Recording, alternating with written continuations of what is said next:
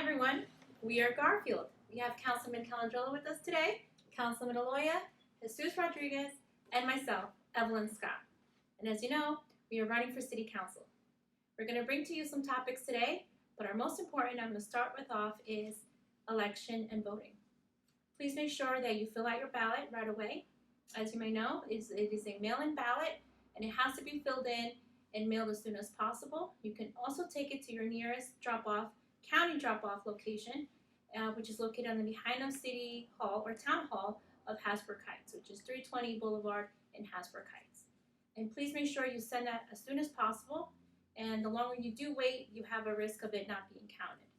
And if you have any questions, we have a lot of information regarding voting on our website on wearegarfield.com. With that, thank you. Hello everyone, my name is Frank Calandrella. I'm a councilman in the city of Garfield and also a candidate for the Garfield City Council.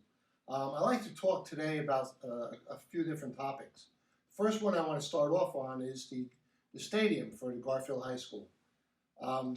Richard Riggs made a statement on Facebook, and basically what he was saying is that Mr. Aloya and myself did not support a resolution which included grants for the stadium. And pretty much I'm going to use this as pretty much a fact-checking type of statement. That's not true. In fact, I have the resolution right here. The resolution is dated November 12th, 2019. It's signed by Aaron Delaney, Joseph Delaney. The mayor was not able to vote because he's in conflict, being a principal and being a mayor. And pretty much, there was 2 nay votes by Aloya Calandrella and 2 yes votes. But in this resolution, it talks about the amount of $7,450,000. With interest, that would be $8.7 million. And the resolution states, the city manager is hereby authorized to enter into an agreement with the Garfield Board of Education for the sharing of the debt service for the financing of the aforesaid improvements with a bond ordinance. So now, if there was a grant, it would be stated on this document. So I want to clear that up because the people really need to understand the truth. The truth really counts. And voting records really count. Just a few more facts on this. I'm going to give you a little history. Pretty much back in 2012, I was leaving as mayor. Mr. Delaney was coming in as mayor. That particular year, the budget was voted down by the residents of the city of Garfield. Mr. Isbicki, who was the business administrator, was at the table. I asked him a pointed question. How much do we have for the stadium? His answer was $3 million. So what happened with the $3 million? Why wasn't a track put in? Why wasn't the stadium improved? I can't answer that. Only school board members could answer that. And now, again, that was 2012. Later on in 2016, there was a grant applied for by the city of Garfield, City Council. We actually applied for $6 million. We were given $1 million. This $1 million that was offered to the Garfield Board of Education was rejected. So again, they can only answer as to the reasoning why this happened. Now mind you, the Board of Education gets $72 million in state and federal aid every year. $72 million every year. $109 million is their budget this year. 2019, we had a joint meeting. It was in September. It was in a middle school. And basically, we were trying to put things together to how to figure out how to fund the school and how to get this stadium across.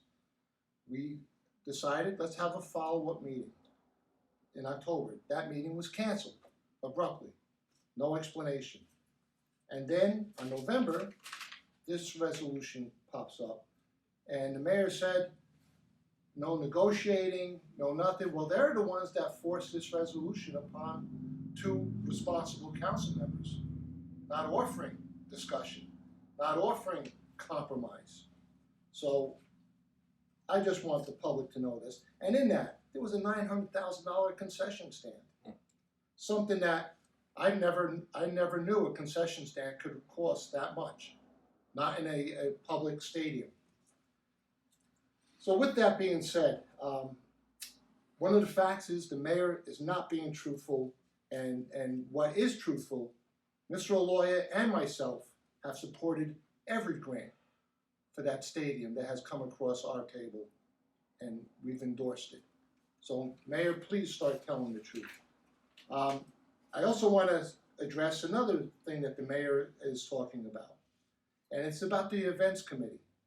And with the events committee, I just want to say, again, Mr. Aloya and myself have supported the events committee from its inception and right through to the present date. We voted to establish it. We voted for the residents to be members. But all I did was, I asked a question. You see, there was one night during the summer, and it was a movie night. And at this movie night, there was an ad. It was an ad for the mayor and deputy mayor's ticket. And it was on screen. This was a city event. Something I think politics should not be involved with city events. So I asked a simple question. I asked, could I see the financial report that we are entitled to as council persons? And again, here's proof. Resolution 18-014, and it reads, at the direction of the mayor and city manager, this board is to prepare, implement, fund, and present to the council a citywide entertainment agenda and budget for the calendar year. I'm only asking for what I'm entitled to. But how does Mr. Riggs respond? That a councilman wants to disband the events committee? Not true. The councilman wants to stop the Halloween decorating contest? Not true. So Mayor, please tell the truth. And these are all facts. And I'm going on record. Not once did I ever mention that to anybody or support that. But I will tell you this, the mayor also says that I never attend any events. I have been to just about every event that the events committee ran. The only time is if I had a personal conflict with a family event, or maybe because I was coaching Garfield Junior Boilermaker football at the same time. Yes, I'm a coach. The season runs from August right through November. Sometimes the events were simultaneous, and I was not able to make it. So once again, the mayor is not being truthful. And I have resolutions. Anybody that wants to see them, please, I'm here. Another thing that has come across my concern is the Kalama property. The Kalama property is a property that we have actually, not we, but the mayor, the deputy mayor, and the councilwoman have given pilot program to for 20 years. What I know about this is that we have two sources saying that the property is ready for commercial use, that it has pretty much been cleaned for that level. I'm going off of Mr. Boswell. I had an email just sent to me on the 16th that as of May, the property is ready for commercial use. We have a report from January of 2020 from a Mr. Ricky. He's a certified planner who testified in front of the planning board, stating that it's been brought to a commercial standard for redevelopment. So why are we given this pilot when we're told it's going to cost millions to remediate? Is that a real number? Is that something that, this has already been done? So these are real concerns of mine. And the concerns are because it's costing taxpayer money. What they get in a benefit as a tax break, the burden falls upon us. With the stadium, if we're giving out pilots, wouldn't it be better not to give pilots out and have more money to repair and fix the stadium? So to the residents, these are just a couple of things that I'm very concerned about. And And I would appreciate the truth from our mayor and our opponents. I also have to say, there's been a lot of things I observed on this council during the 4 years. The mayor has limited the time of the residents to speak when they come to the meeting. He has also tried to silence us as councilpersons. I'm told that when I vote, I cannot give any reason why I'm voting a certain way. I think that's totally wrong and unfair. The mayor made a statement to me at a public meeting, it's on video. When you speak, I wish I was deaf. You know something? That is an outrageous remark from an educator, from a mayor, and I even told him at the time, you owe those who are hearing impaired an apology. There was another meeting when he challenged a resident to a boxing match. The same resident that he actually was nose to nose until Mr. Dutch got in between and challenging this resident. That's not acceptable. There was another time when he bullied a resident who would come up and speak, stating that she's only there to get on TV and making her feel very uncomfortable, to the point I couldn't take it anymore. I packed up my papers, complained to the mayor, and walked out. That's not acceptable. It's not acceptable for a councilwoman to miss 5 planning board meetings in 1 year, 4 of which were in a row. That shouldn't happen. There was a planning board member that was removed for missing meetings prior to that. That shouldn't happen.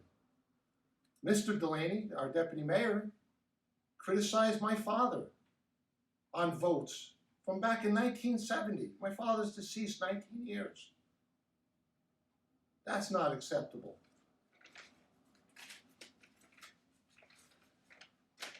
So, ladies and gentlemen, you know, I stand by my voting record. I stand by my voting record, and over the years I've been here, I will pledge not to support unnecessary pilots. I will pledge not to sell fields to developers for apartments and condos. And I think we all need to really look at this election, and there's a very clear decision to be made. Do we want over-congestion? Do we want pilot programs? Do we want quality of life? Or do we just want to increase the population, have apartments on top of apartments, give pilot programs where we can't even fund a stadium that needs repair through taxation? So please, give We Are Garfield an opportunity. We have some great candidates here, Mr. Aloya, Evelyn Scott, Jesus Rodriguez, and myself. And one last thing, I have to say it. Please check out a meeting, January 12th, 2016, where the mayor spoke as a principal, a vice principal, and as a resident. Check that meeting out. I think you'll see the real Richard Briggs. And now, Councilmember Louis Aloya.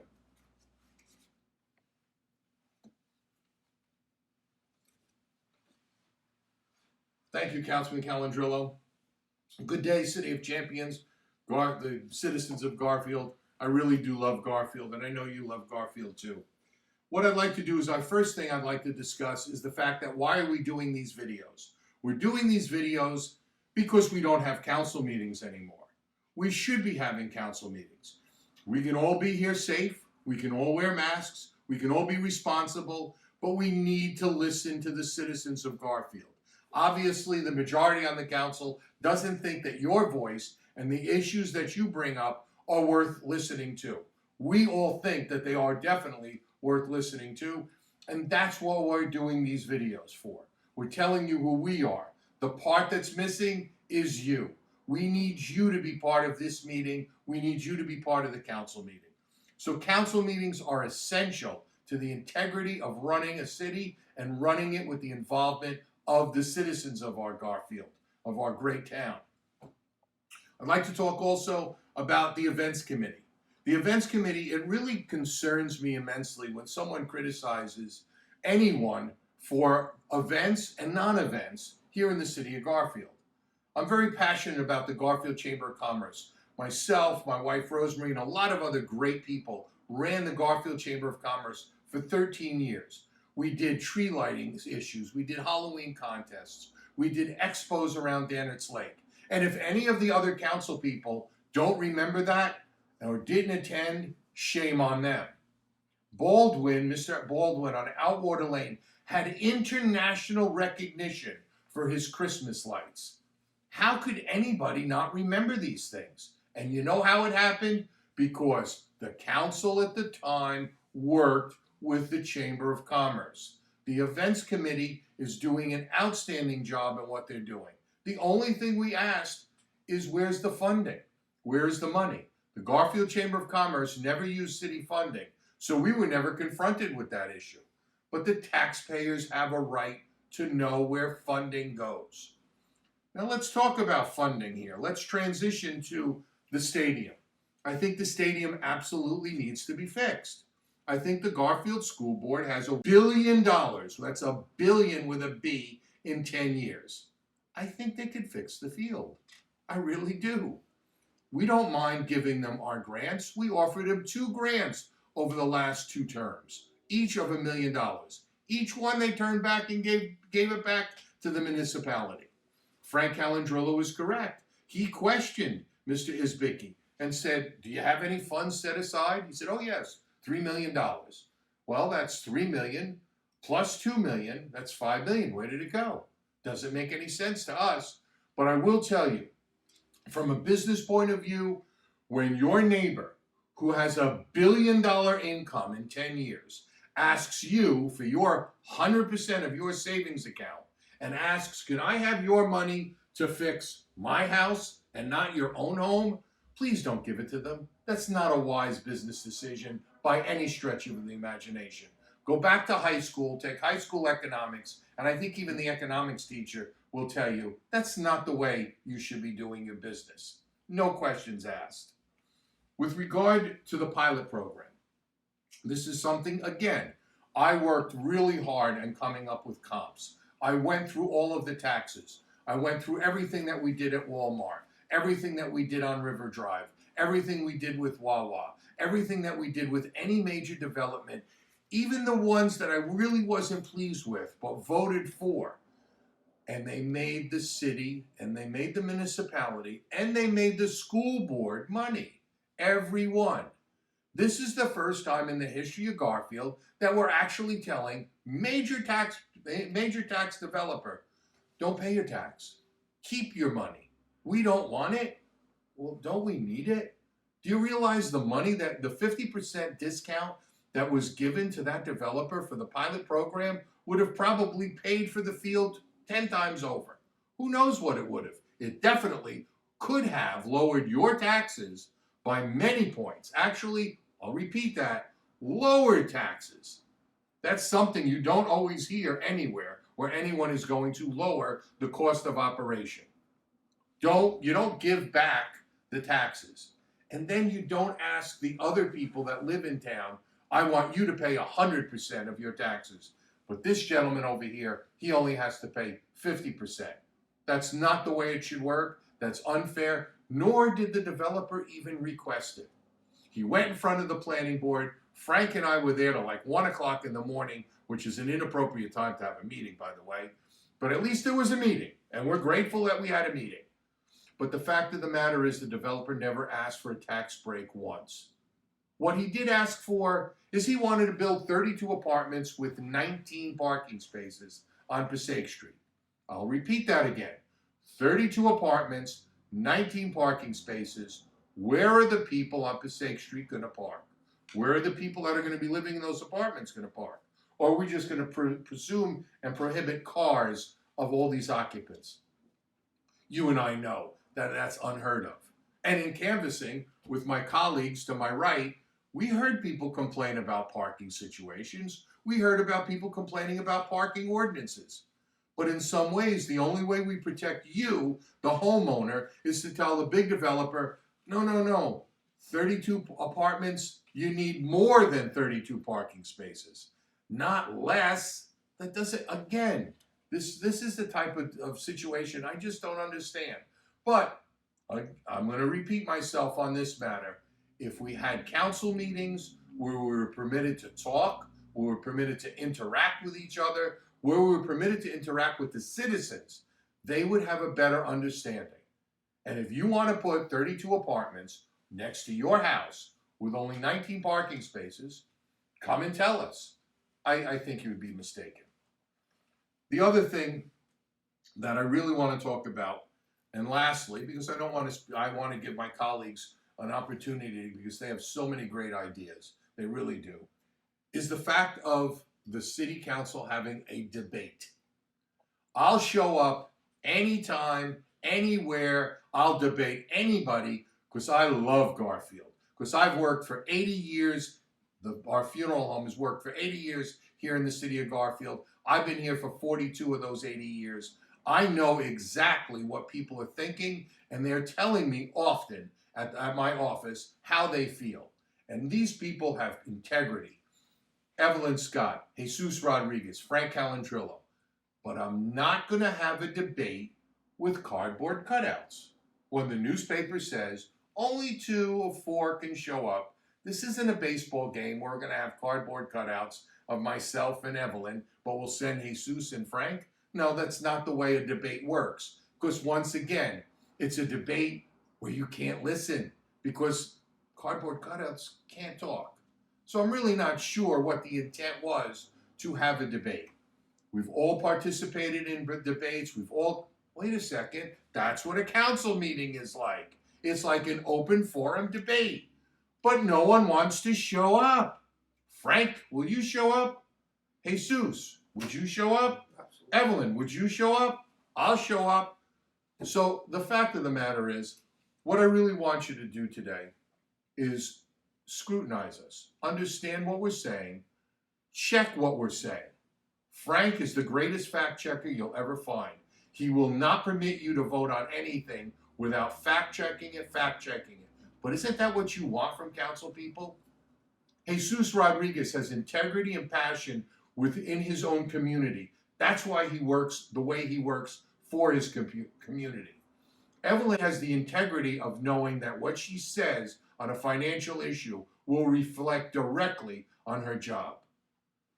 I hope you also look at me as part and parcel of what I have done for the last 24 years as a council person here in the city of Garfield. I ask you to vote. I ask you to vote now. You can't go to the machines. You have to do it by mail. I'm not sure I understand that process, but if you have any questions, Evelyn is absolutely the best on it. Jesus is a phenomenal backup. You have our phone numbers. You have our contacts. Please, you can't wait till November 3rd. You have to vote now. It's the only way the system works. It's a new system. I understand new, but I also understand that your opinion, your vote, is the only thing that matters every day in the city of Garfield, our city of champions. So thank you very much for listening to me. And now it goes to Evelyn, correct? That's right. Very good. Thank you. Thank you, Lou. Now, my topic, I want to talk a little bit more about when you go into our website and you read our plan. Our plan was designed for Garfield and was created with all the feedback we got from our residents. From all our walking and our conversations and talking, that's what we brought to you. We are not here to tell you what we want to see. We're here to fight for you and for you to tell us what you want to see in our town. And much like that, my main topic I'm going to talk about is transparency. And in speaking about both Councilman Frank and Councilman Lou mentioned is about our meetings. That's right. There are no meetings. So when we talk about that and we say, why are we having meetings? Why aren't the councilmen having an ability to sit there and actually have conversations? Now, there's many ways you can have a meeting. You can have a meeting where it's just the council, and it could be virtual. And we can also have the citizens make a phone call in if they want to call. There's so many different ways that could be done, but none of it is being done because, right, that's their choice right now. And we have 2 councilmen that are fighting for it. via email, via calls. They're fighting for that. And guess what?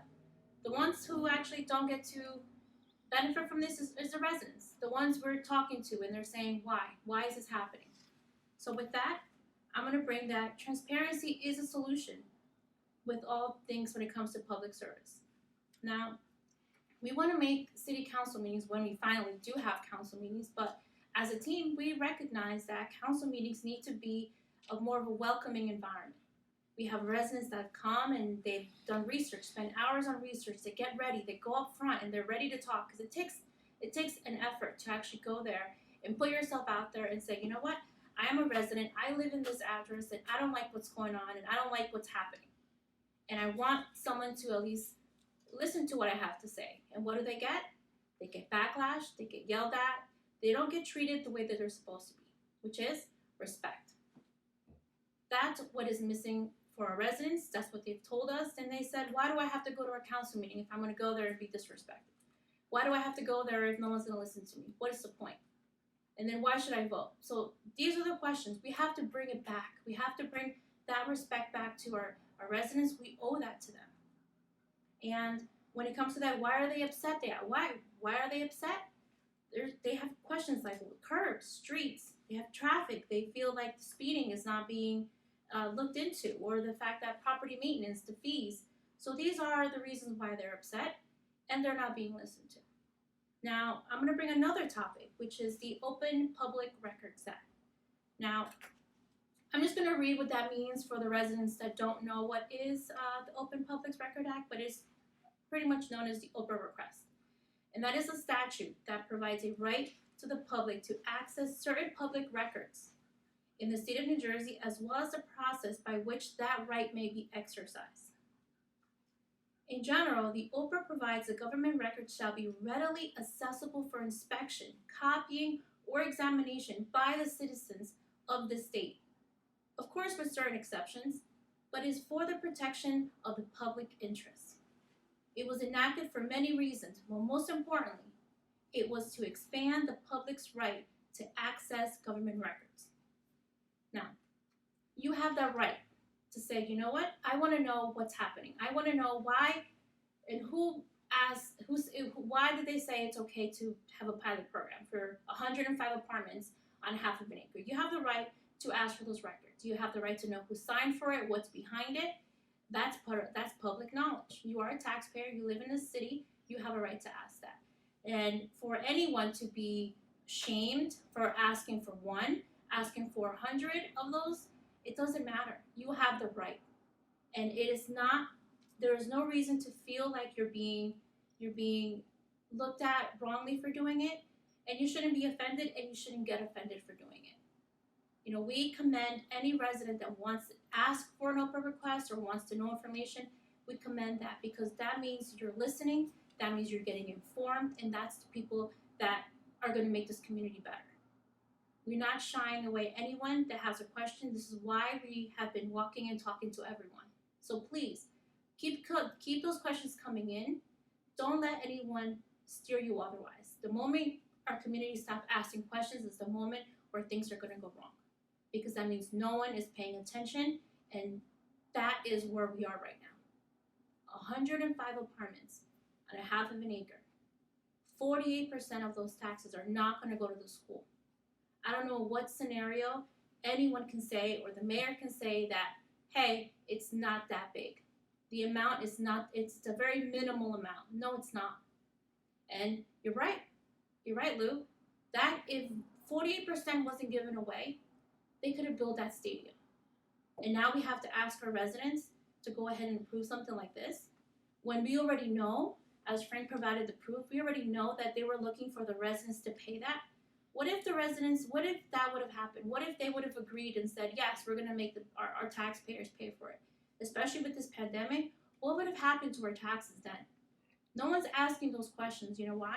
Because we are being shied away from the truth. I ask for you, as a resident, as a homeowner, as a parent, to look at these questions and see, what can I do? And the number one thing you could do is to make sure you fill out your ballot and you go ahead and vote. Don't let other people make decisions for you. You have to vote, And you have to make sure that you have these conversations with your friends and your neighbors as well, because guess what? A lot of people that we find also don't know what's happening, and that's not right. Once again, we also want to, my other topic I want to talk about is as well as making sure that if you see our plan, we want to improve when it comes to city events and city council meetings to make sure that it's readily accessible, not just virtually, but we have now is our website, but we also want to make sure that we had a channel before, Cablevision Channel 77. We want to make sure that comes back. We want to make sure that things are always available to our residents, because transparency is key, especially now and especially the way things are going. It's time to wake up. With that, I want to bring over, especially when it comes to the park, if you see when it comes to managing our tax base, that is right there. Like Luz put it perfectly. 48% not being giving away these pilots, that's not managing the tax base. In no scenario will you're saying a developer does not have to pay taxes. That's a way to manage your tax base. 0%. 0% on tax. Our taxes went up. Yes, the municipal was 0, but the school tax went up. That affected us all. So when you go around and saying you want to manage the tax base, that's not managing it. Let's be real. 48% discount is not managing, it's not minimal. Please make sure you fill out your ballot. Please make sure you mail it right away. Do not wait till November 3rd. The moment that we forget and we don't vote, we need to make sure that this is a good turnout. We need to make sure that people know what's going on. And please consider our team. Get informed. Look at our website. We have all the information out there. Cited sources. This is not the truth. This is not a lie. We're bringing you the truth because this is what we're here. And they are standing by their voting records, and so we are standing with them. So with that, thank you. Jesus? Thank you, Evelyn. And thank you, Frank and Lou. I'm going to bring my points to clean up. Like Evelyn and everybody else will mention here regarding the council meetings, I want to know as a taxpayer why we don't have these meetings. Why you cancel this meeting at the last minute without even the councilman over here, Mr. Lou and Frank, given a chance to find out exactly why. Even to us, the residents and the taxpayers. Isn't that they don't want to be challenged, by the taxpayers. They don't want to confront the truth. Because their candidates on the other team call us liars. Listen, I'm gonna give you a little advice because I don't have this white hair for nothing. I'm gonna give you a nice advice. When you call somebody a liar, before you do that, look at yourself in the mirror and take that plank out of your eye so you could see better. Because your vision is not what it needs to be. Your vision is blurred totally. So please don't call us liars, because you're not only disrespecting us, you're disrespecting the community. And I'm not going to tolerate that. So that being said, also about these council meetings where some of the candidates show up to the meetings 6 months before the election. What kind of leader are you that you want to run for council when you don't come to the meetings and bring the people concerns, your community, wherever you live? I go to the meetings as much as I can, and you guys know that. And I always serving the people, because this is all for the people, not for me, not for them. So how dare you call us liars? Very disrespectful. And not only disrespectful, it's not professional. Politics in this hypocritical system that we're living, where friends becomes enemies and enemies becomes friends. That's a hypocritical system that we have, but that's the way it is. For me personally, I'm honest everywhere I go, and I tell you like it is the truth of everything that's going on. And we are listening to the people's concerns. We want to know from the people, but we bring the truth. When you say the truth, there's nothing else that needs to go around. It's like a sword that cut right there. Ain't a story. But when you lie to people and you're deceitful to people, you got to continue lying to cover the lie. What kind of candidates do this? Are you going to serve the people this way? With liars? No, I don't think so. We're here to really make sure that our taxpayers, our families, our kids deserve the best for them. By the people let us know what exactly do they want. What exactly do they see? Like Evelyn said, we've been walking and talking to people. They're very concerned about these things with the tax, the pilot program that's basically is gonna kill the stadium. Because if we have that money from the developer, that 48%, it would go to the school board and to the stadium or whatever, anything else, fix the streets, anything that will benefit the people. No. This developer is getting away with putting money in his pocket. Meanwhile, we have to put our money, our pocket, to cover what he's not going to pay. And you know the deal. You guys know, don't lie. Tell the people like it is, because that way we know who you are. Now, another thing that I want to bring to you guys is the debate. Mr. Lawyer mentioned it. I think we all did. We were ready anytime.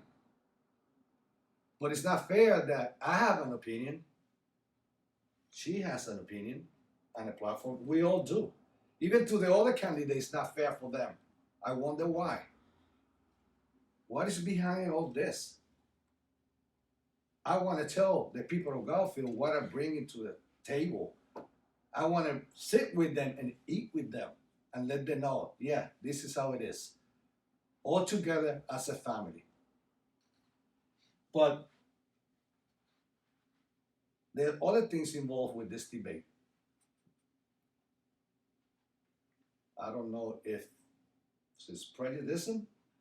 I don't know if it's something that is not clear to the people, because we decide to go. But it's one for all and all for one. Or we all go or we don't go. That was the decision that we made. We never say no to the debate. Let's make that clear. Anytime, anywhere, we're ready. Another thing, we've been talking to people all over the place, all over the city, and they're really concerned about the streets. They're concerned about the sidewalks. They're concerned about how terrible the traffic congestion is. So imagine what's going to happen when this developer builds those units in Passaic Street. How's it going to affect you? How's it going to affect me? I live in that neighborhood. And I will make sure that my neighbors know exactly what's going on. So we want to make sure also that we preserve our parkings, that we preserve road safety, that we want to give the people of Garfield what they really need and what they really expect from us by they telling us. We're not going to force or say anything without the input of the people. Like I said, it's great that every 4 years election, we go out canvassing, we talk, but what happened after that? Are we going to forget our neighbors? Are we going to forget all this? No, we're not. We're going to continue to serve for you, for the people of Garfield, for the taxpayers, for our kids, for our family. We are a big family. So we got to take care of that. The only way we're going to take care of that is when you vote. You decide who is going to be the leaders that will be taking care of the needs of the city. And remember this, there's always poor people on land. Always.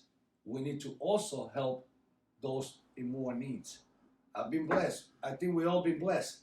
You know what? What do you think we get blessings from God? When and for why? So we could help other people for what we have. Always give. Love your neighbor as yourself. And I'm not preaching, but this is the way I am. This is the way we are. Because we love Garfield. And if you love Garfield, even though it's not that easy to love your neighbor for whatever reason, hey, you did your part. I did my part. It's up to them now. But now it's up to you to make this happen for Garfield. Please vote now. Vota ahora. So that way we could have a better family in Garfield and do the right thing for everybody, not only for a few. Thank you so much. God bless you. I love you guys. Thank you again. All right, we are Garfield. We are Garfield. Garfield.